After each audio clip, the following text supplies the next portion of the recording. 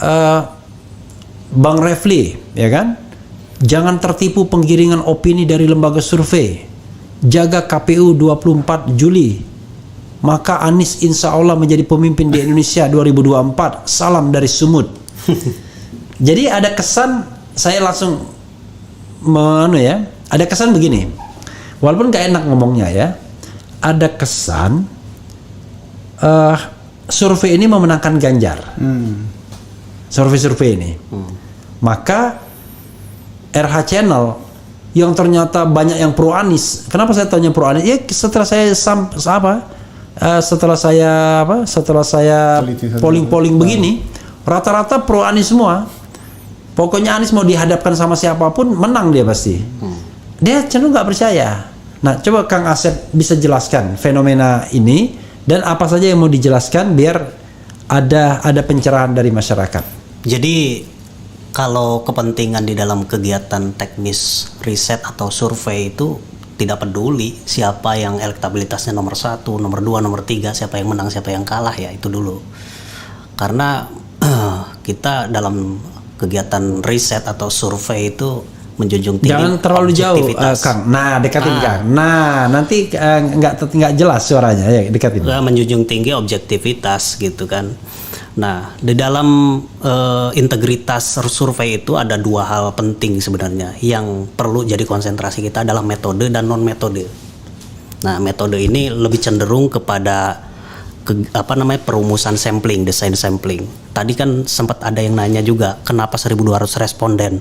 Sementara jumlah populasi penduduk 270 jutaan. Iya.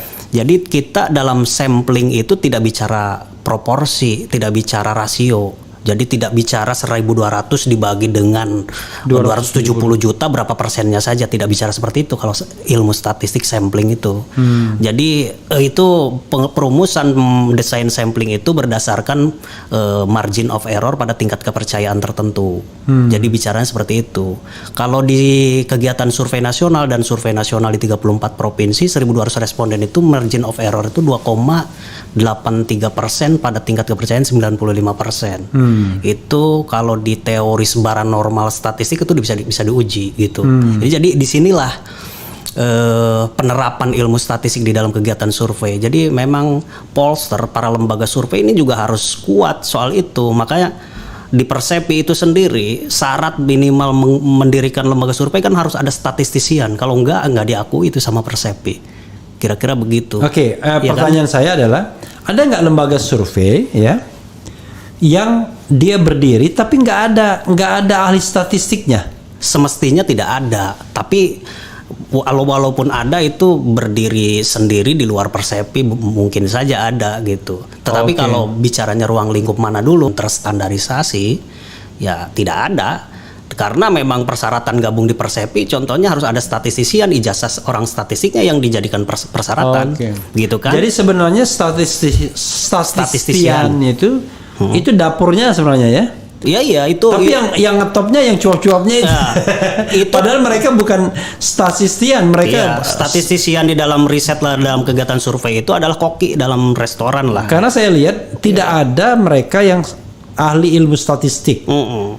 Denny J.A. kan politisi, ahli politik, ahli ilmu politik. Saiful Mujani bukan statistisian juga. Iya. Walaupun dia belajar ya ketika bikin disertasi mengenai itu kayaknya ya. Pasti karena itu alat Kodari ukurnya. juga bukan ya kan. Burhanuddin Muhtadi juga bukan kan. Mereka bukan dari ilmu statistik semua. Tapi Yunarto juga bukan. Karena direktur eksekutifnya Bang. Tapi mereka yang kemudian membentuk opini publik jadinya. Yang tampil. Ya maksud saya mau lanjutkan tadi ya, dalam arti itu metode dan non metode dan netralitas penyelenggara lah. Nah, metode ini lebih kepada perumusan tadi, perumusan sampling, perumusan kuesioner, itu adalah metode. Jadi perumusan sampling kenapa 1.200 itu udah hitung-hitungan kajian ilmiah. 1.200. Jadi hubungan antara sampel dengan populasi ini dalam teorinya begini ya. Jadi memang ada syarat minimum sampel yang mampu merepresentasikan populasi, kira-kira gitu. Nah, 1.200 responden, sebenarnya 1.000 juga sudah mewakili, tidak harus 1.200. Nah, memang 1.200 itu ada analisis tersendiri, udah syarat minimum yang ideal minimal ya. Iya. Sampel minimal. Jadi Itu artinya ilmu statistik gitu ya? itu ilmu statistik dalam kisaran margin of error 2,83% dan tingkat kepercayaan 95%. Bentar, Kang, orang kan kadang-kadang bingung, apa sih margin of error itu ya kan? 2,8, kemudian tingkat kepercayaan 95%. Bisa nggak dijelaskan dalam bahasa umum? Secara umum margin of error ini lebih kepada apa ya? Selisih atau deviasi. Selisih atau deviasi karena dalam hal mengukur pakai sampel, kita kan bukan sensus. Jadi kalau sensus kan 270 jutanya kita data lah, gitu kan. Kalau ini kan pakai sampel aja. Nah, jadi ada kemungkinan selisih gitu ya. Selisih error ya. Error, selisih deviasi. Nah, deviasinya 2,8. Nah, 2,8% itu nantinya atas akan bawah. menjadi range ya. Iya, atas dan bawah. Jadi Kalau bicara 5,6. nilai elektabilitas. Ya, jadi dia misalkan nih elektabilitas plus 2%, maka dia atau 5% itu jadi dia turun kemungkinan minus 2,8% tadi atau ditambah 2,8 kan Ya, begitu. jadi Jadi kan 7,8. range-nya jadi 5,6 kan? ya Bisa- jaraknya dari minus ke positifnya. Iya, jadi dia bisa turun 2,8, bisa naik 2,8 kan? Betul. Jadi kalau orang masih dalam jarak 5,6 berarti dalam jarak margin of error. Margin of error. Kira-kira Soalnya seperti kadang-kadang itu. orang wah padahal cuma beda 2%, kadang-kadang wah itu nomor 1 si X kira-kira gitu ya. Padahal kalau kita lihat masih dalam margin of error, belum lagi tingkat kepercayaan 95% maksudnya apa itu? Tingkat kepercayaan ini kan artinya apa ya, kalau di dalam ukuran kepercayaan nilai reliabilitasnya survei itu pasti ada ya. Nggak mungkin 100% ya kan? Nggak mungkin 100%. Itu sebenarnya tingkat kepercayaan tuh nilai keragaman dari data ya. Data yang diperoleh dengan sampel 1.200 raw data, kemudian berapa pertanyaan, matriks data itu akan menghasilkan nilai keragaman yang itu bisa dipercaya atau tidak. Maka tingkat 95% itu kemungkinan nilai kepercayaan terhadap hasil survei secara ukuran statistik. Ya, Itu ilmu juga ya? Itu ilmu juga. Makanya kan yang saya bilang di awal tadi bahwa kegiatan survei itu sebenarnya ilmu statistik banget sebenarnya. Diterapkan di dalam kegiatan pencacahan data gitu loh. Nah, tadi sekali lagi soal sampel 1.200 itu alasannya itu. Jadi tidak bicara rasio di situ.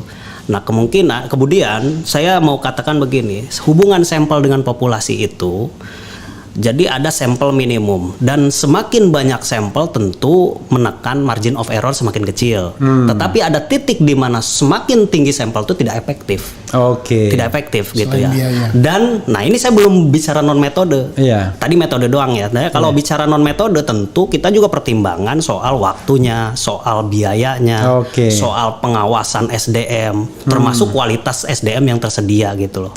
Nah, itu juga kalau misalkan nih, kalau saja 1.200 responden ini cukup, ngapain harus 5.000 responden yang biaya lebih mahal gitu loh. Itu satu. Yang keduanya juga masalah pengawasan juga lebih resisten kalau semakin banyak semakin banyak sampel ya yang digunakan karena berkaitan dengan pengawasan di situ lebih kompleks.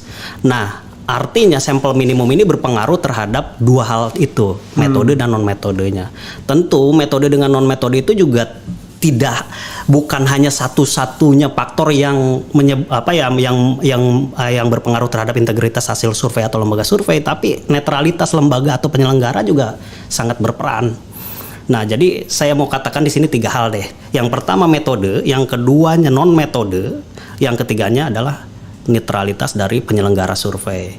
Nah, ketiga hal itu akan menentukan integritas dan kualitas survei. Metode, non metode apa misalnya? Non metode tadi dia waktunya, karena maaf nih sedikit aja ya saya sampaikan. Kemarin saya diskusi ya singkat.